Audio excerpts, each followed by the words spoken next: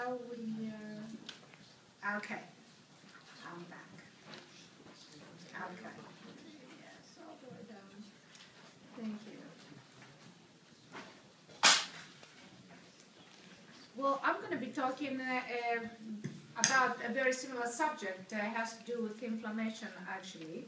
And we are using signaling technology to reduce inflammation and reduce fat and also build muscle by the same token.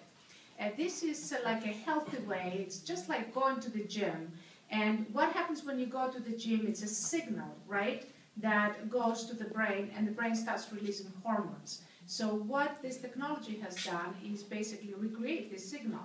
And so you're not going to the gym, you're not doing anything, but that signal starts the release of hormones. So why do we need an anti-inflammatory technology? Well, low-grade inflammation is the basis for a number of diseases.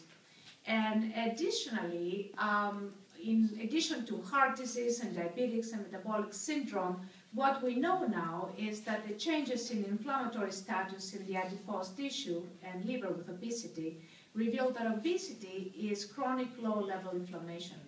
So all of these other techniques that we have here today, like lasers and radiofrequency, that claim to help with obesity, basically in the long run are due to increase it, because you cannot basically deal with a technique that increases inflammation in order to reduce a disorder that is based on inflammation, such as obesity.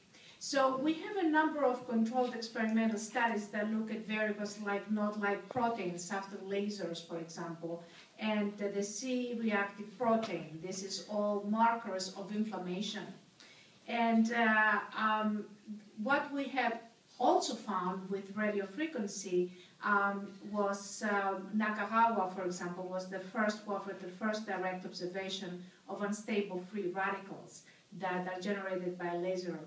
And in 2012, a number of investigators have concluded that radiofrequency induces biochemical changes by increasing free radical attacks to structural biochemical biomolecules, DNA, and lipids. And there's a number of researchers that report increased inflammation after laser treatments, and this is just a few of them. And there's a number of researchers that report increased inflammation with radiofrequency, and that's again a very modest number of investigators. Now the conclusion basically is that we need an anti-inflammatory technique, and we can increase collagen, we can decrease obesity through signaling technology, and that has been done before. Since 1999, we know that there was, for example, significant high production of collagen with specific signals.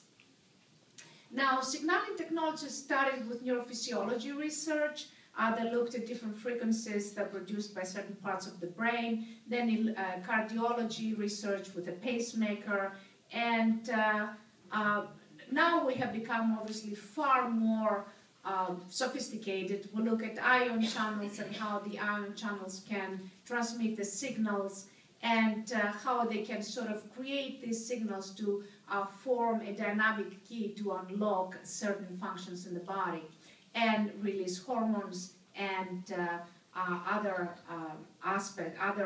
proteins that can help the functions that we want to help.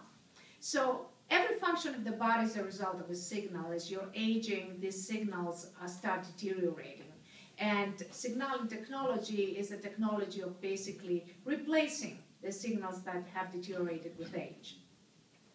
So the development of this technology started by looking at the severe neuron and at a normal neuron and comparing what would be the signal.